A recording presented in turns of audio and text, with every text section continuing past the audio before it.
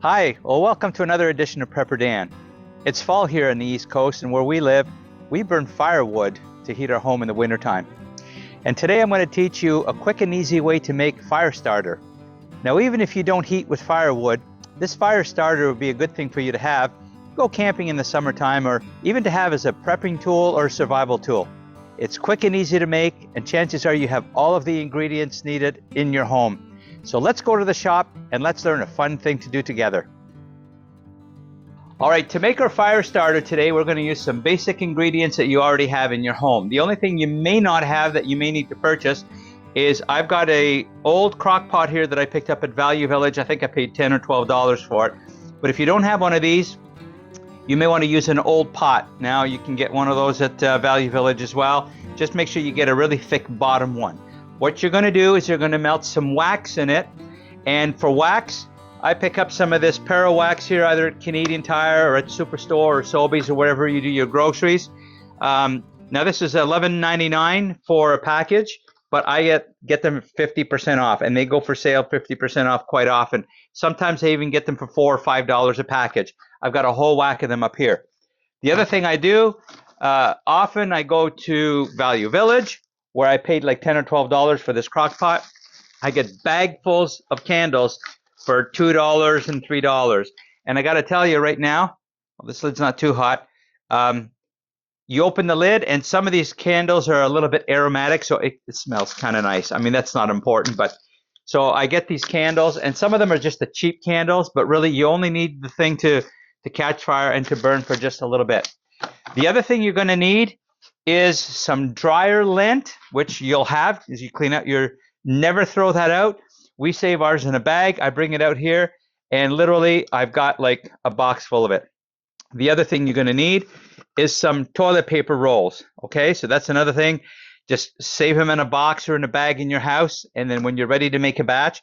Now this is for longer lasting fire starter, but the main thing that we're going to use today that I make quite a bit of, and we have chickens, so we have like literally hundreds of egg cartons, but when the egg cartons start to go bad like this, what I do is I save the egg cartons, or when they get soiled, sometimes people bring them back after, we sell them and well, we don't use them again.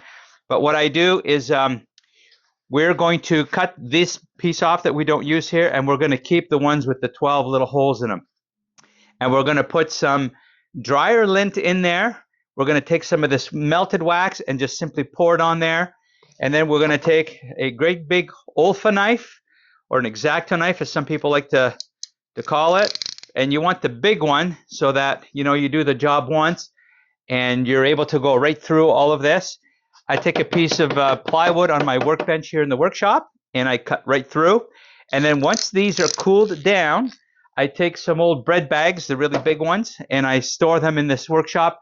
I store my tractor in here, so it's kind of cool. But in the house, from the dollar store, I got a nice little metal basket, and we store that not too far from the wood stove. And we really only ever use one a day. I have a wood stove here in the shop, and when it gets really cold in the wintertime, I've got lots of firewood in here as well. I fire up a fire in here. I can put the coffee pot on here, do some reading. I've got a really nice setup at the other end here. I can work in here. I've got all kinds of tools. The tractor sits in here, and it's happy when it's warm. I can putter on some woodworking projects in here. But these little things, it saves you from crumpling paper and, having to scramble for this and blowing on it and stuff. These little fire starters, they'll last about 15 minutes. You get a little bit of kindling in there, and it does the trick.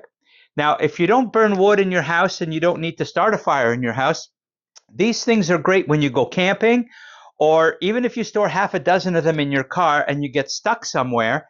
They're a great little resource. If you have a lighter or some waterproof matches and you need to build a fire somewhere, if you go hiking in the woods, they're great to start a fire even in the rain. They will burn. I guarantee you they will burn. And so it's a simple thing to do.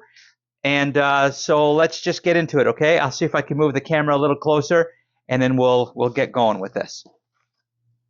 Actually, before I do that, because I'm doing a big batch, I'm going to go ahead and I'm going to add some of this Para wax to the mix. I've got an old little dowel that I use here to mix this around a little bit.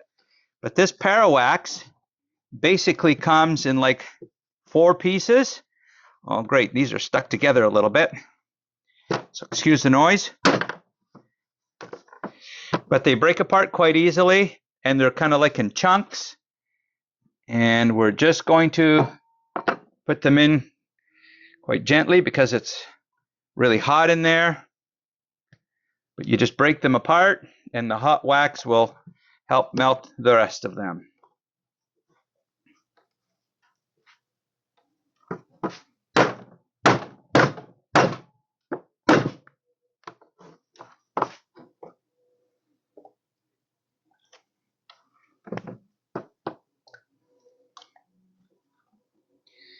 All right, and this will go in the fire.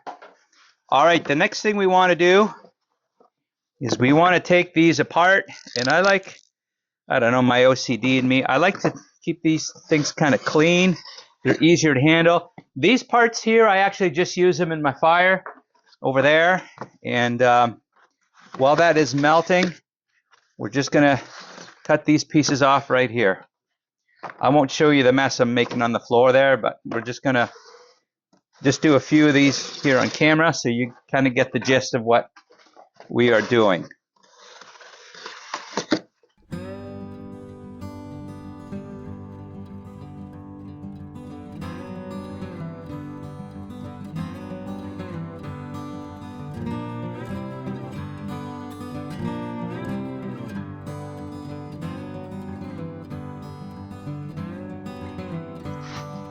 All right, the next thing we're going to do is we're just going to take some of this lint like this, and we're just going to stuff these about, well, I'm going to say almost full. It's almost like cotton candy.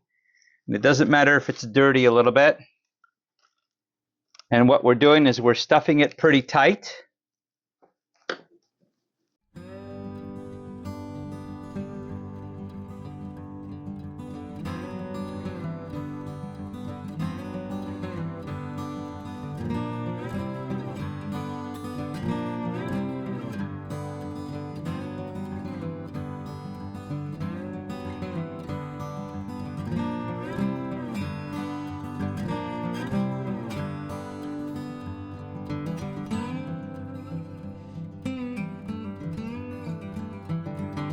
Okay, now that we're done that, the next thing we do, one thing I forgot to mention is some sort of a ladle to get the wax out of the crock pot into this.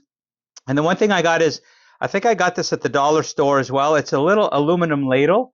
And the nice thing with this, rather than plastic, is with the plastic, the wax seems to accumulate on this. But with this aluminum thing, you know, you can hold it just above it and it warms up enough and the wax just seems to slide right off. All right, so all I'm going to do now at this point is I'm just going to take the lid off. Oh yeah, my pot's pretty full right now. And I'm just going to put some wax, some of this liquid wax, and this holds quite a bit on here. And I'm just going to pour it right into each of these cups here. And it's not an exact measurement, but I just put quite a bit of wax on here until you could see the lint kind of go down, and it saturates each and every one of these little egg holes, just like that. And in the meantime, you get a really nice smell.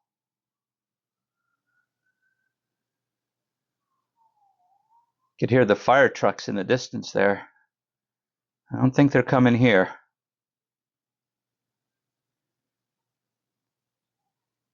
I do live sort of out of town here a little bit in the country, but all right. And that's basically, you just repeat the process here until you're all done this. All right, we're going to put these aside, and we're just going to let them cool down for a little bit. I'm going to show you how I do the toilet paper rolls.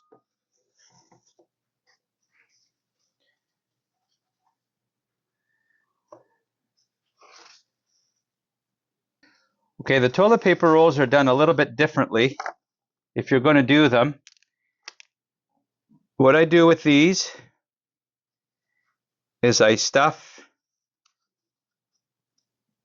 some lint at one end, just like that. And you want it kind of tight. You leave a space in the middle. Best if you lay them down after.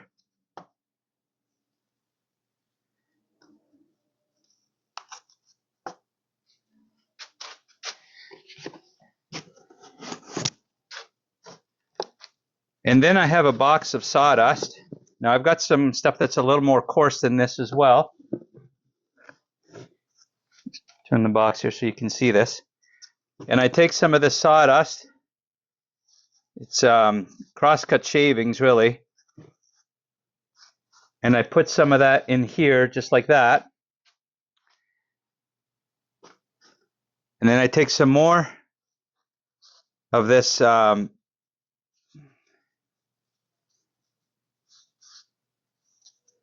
from the dryer here. So this dryer lint. And then what I'm going to do is I'm going to take this lid off again. I'm just going to simply dip this in one side and let it like this. And I'm going to let it sit and dry for a little bit. Stuff some more into another one. And some more lint in there. And I'm just going to repeat the process. So I only dip about an inch in there. And then let it dry. And then when this end is dry, I'm going to flip it over. And then I'm going to dip the other side.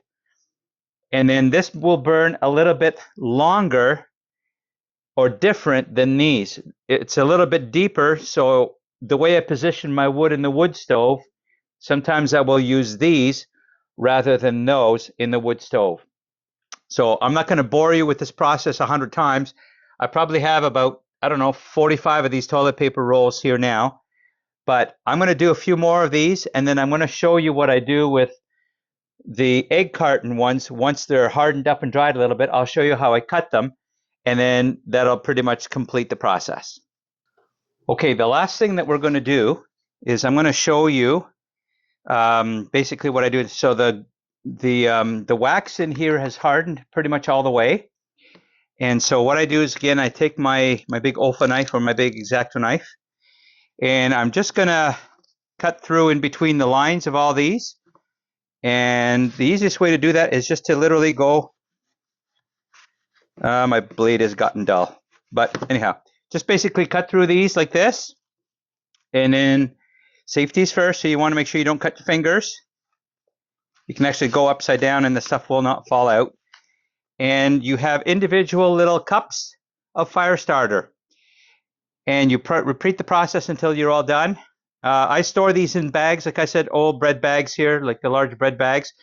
And I can put about 60 of these in a bag, which is what I did here, 5 trays of 12, which is 60. And I probably keep about 20, 25 or so in the house. I use one every morning. Sometimes if I keep the fire going through the night, I don't even need to use one of these in the morning. I've got a good bed of coals. And so sometimes it's 2 or 3 days in the winter before I even have to use one of these. And I only use one if I have to take the coals out of the wood stove, if there's too many coals in the wood stove.